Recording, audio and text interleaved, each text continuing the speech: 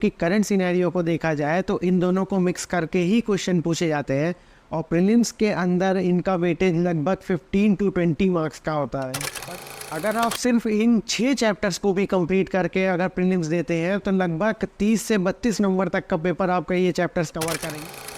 Hey guys, this is अर्पित और आप सभी का स्वागत है बैंकिंग यात्रा पे।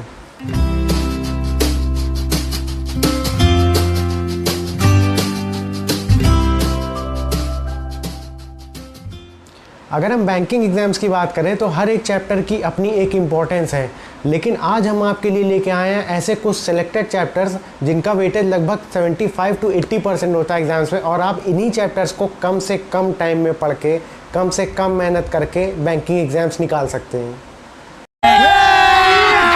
अभी मजा आएगा ना भिड़ो। जी हाँ, तो आइए बात करते हैं ऐसे कौन से सिलेक्टेड चैप्टर्स हैं जिनको पढ़ के आप कम से कम टाइम में प्रीलिम्स का एग्जाम्स क्वालिफाई कर सकते हैं।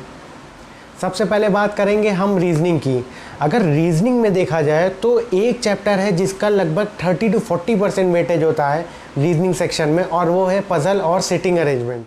इन दोनों चैप्टर्स को अलग बिल्कुल भी मत समझिएगा, क्योंकि करंट सिनेरियो को देखा जाए तो इन दोनों को मिक्स करके ही क्वेश्चन पूछे जाते हैं और प्रीलिम्स के अंदर इनका वेटेज लगभग 15 to 20 मार्क्स का होता है। ये बड़ी अच्छी बात कही आप। पजल और सिटिंग अरेंजमेंट की आपको ज़्यादा से ज़्यादा प्रैक्टिस करनी है और कोशिश ये करिएगा कि वैरायटी ऑफ क्वेश्चंस की प्रैक्टिस करिए, जैसे कि circle inside out, square inside out, floor based puzzle और डेजिग्नेशन बेस्ड पजल, इस तरीके की अलग अलग पजल्स की प्रैक्टिस करिएगा। सेकंड नंबर पे हमारा आता है सिलोगिज्म, जिसका 4 से 5 नंबर का वेटेज होता है और लगभग सारे एग्जाम्स में इसके क्वेश्चंस देखे जाते हैं। इसके बाद हम बात करते हैं इनइक्वालिटी की, जिसका 2 से 3 नंबर का वेटेज होता है, वहीं किसी एग्जाम्स में ये 5 नंबर तक भी देखा गया है। इसके बाद हम बात करेंगे कोडिंग डिकोडिंग की, जिसका 2 से 3 नंबर का वेटेज होता है। सेम इसी तरीके से ब्लड रिलेशन, जिसका 2 से 3 नंबर का वेटेज होता है, और डायरेक्शन एंड डिस्टेंस, जिसका भी 2 से 3 नंबर का वेटेज होता है। अगर आप सिर्फ इन 6 चैप्टर्स को भी कंप्लीट करके अगर प्रीलिम्स देते हैं तो लगभग 30 से 32 नंबर तक का पेपर आपका ये चैप्टर्स कवर करेंगे, और जो कि प्रीलिम्स निकालने के लिए काफ़ी है। Oh my God!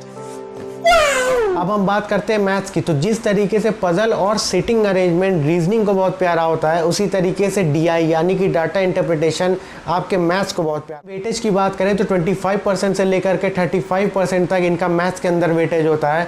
वहीं अगर मार्क्स में इसको कन्वर्ट किया जाए तो 10 से लेकर के 15 मार्क्स तक की सिर्फ आपकी डीआई यानी कि डाटा इंटरप्रिटेशन आती है। सेकेंड नंबर पे हमारा आता है सिंप्लीफिकेशन एंड अप्रॉक्सीमेशन। इन दोनों को मैंने एक ही पॉइंट पे इसलिए रखा है क्योंकि अगर आप किसी भी एक चैप्टर के बेसिक को क्लियर कर लेते हो तो सेकंड चैप्टर आपके लिए बहुत ही आसान हो जाएगा।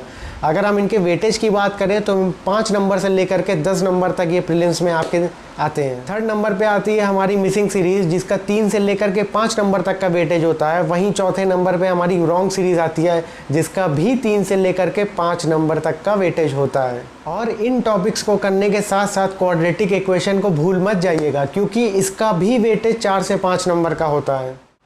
और अब हम आते हैं हमारे प्यारे से अर्थमेटिक पे। तो अर्थमेटिक में आपको 3 चैप्टर तो करने ही करने हैं। पहला परसेंटेज, दूसरा रेशियो और तीसरा प्रॉफिट एंड लॉस, जिनका वेटेज 1 नंबर से लेकर के 3 नंबर तक होता है। अब आप ये चीज़ सोच रहे होंगे कि 1 नंबर पाने के लिए मुझे 3 चैप्टर करने हैं, तो ये तो बेवकूफ़ी वाली बात हो गई। बात तो सही है।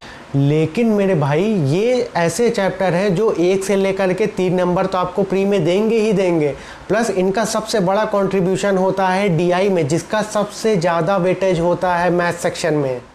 क्योंकि इन चैप्टर्स के अगर बेसिक्स नहीं क्लियर होंगे तो डीआई सॉल्व करने में आपको बहुत प्रॉब्लम हो सकती है। और दूसरी चीज़ ये मेरे भाई कि जो परसेंटेज चैप्टर है उसका काफ़ी बड़ा यूज़ सिंप्लीफिकेशन एंड अप्रॉक्सीमेशन में होता है, जो कम से कम आपको 5 नंबर दे करके जाएगा। इसलिए इन 3 चैप्टर को बिल्कुल भी मत छोड़ना। और अगर आप इन 8 चैप्टर्स को कंप्लीट करके जाते हैं तो 28 मार्क्स से लेकर के 32 मार्क्स आपका सिर्फ इन 8 चैप्टर से आएगा।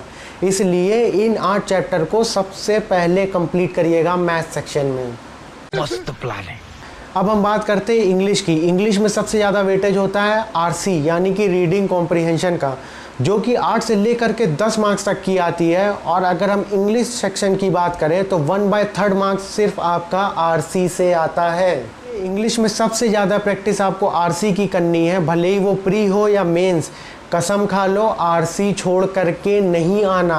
सेकंड नंबर पे आता है हमारा एरर डिडक्शन, जो कि 4 से 5 नंबर का वेटेज रखता है। एरर डिडक्शन को करने के 2 तरीके हैं हमारे पास। या तो आप पहले अपनी पूरी बेसिक ग्रामर जैसे कि नाउन, प्रोनाउन, एडवर्ब, एडजेक्टिव, ये सब चैप्टर्स पढ़ के आप एरर डिडक्शन सॉल्व करना स्टार्ट करो। और सेकेंड तरीका होता है डायरेक्ट मेथड। डायरेक्ट मेथड से मेरा ये मतलब है कि आप डायरेक्ट एरर डिडक्शन के क्वेश्चन सॉल्व कर सकते हो। जो पॉइंट्स या फिर जो रूल आपको समझ में आ रहे हो, इसके लिए एक अलग से कॉपी बनाओ, उन रूल्स को पॉइंट वाइज पॉइंट लिखो और सुबह शाम एक बार पलट लेना। इस तरीके से भी एरर डिडक्शन के क्वेश्चन आपको सॉल्व हो जाएंगे। और हो सकता है कि स्टार्टिंग में थोड़ा टाइम लगेगा एरर डिडक्शन के क्वेश्चंस को सॉल्व करने में, बट ये भी एक अच्छा तरीका है ऐसे क्वेश्चंस को करने का। और थर्ड नंबर पे हमारा आता है पैराजंबल, जो कि 4 से 5 नंबर का वेटेज रखता है प्रीलिम्स के अंदर। और फोर्थ नंबर पे हम बात करें तो क्लोज टेस्ट, जो कि 6 से 7 मार्क्स का आता है।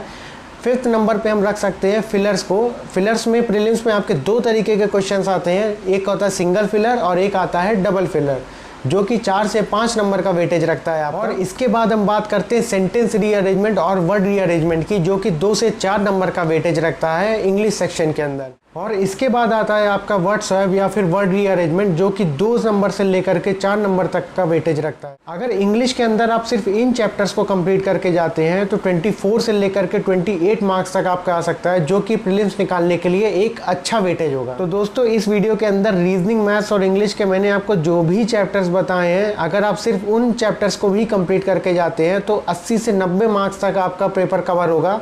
और ये एक सफिशिएंट मार्क्स है प्रीलिम्स एग्जाम्स को क्लियर करने के लिए। मैं नहीं मानता। तो इस वीडियो में हमने बात करी प्रीलिम्स की, क्योंकि सक्सेस की सबसे पहली सीढ़ी आपका प्रीलिम्स ही है। और अगर प्रीलिम्स ही नहीं क्लियर होगा तो सेकेंड सीढ़ी यानी कि मेंस की बात ही नहीं आएगी। तो सबसे पहले आप इन्हीं चैप्टर्स को क्लियर करिए और अपने प्रीलिम्स को सिक्योर करिए। तो आज के लिए इतना ही, मिलते हैं नेक्स्ट वीडियो में। तब तक के लिए मेहनत करते रहिए और खुश रहिए। Thank you.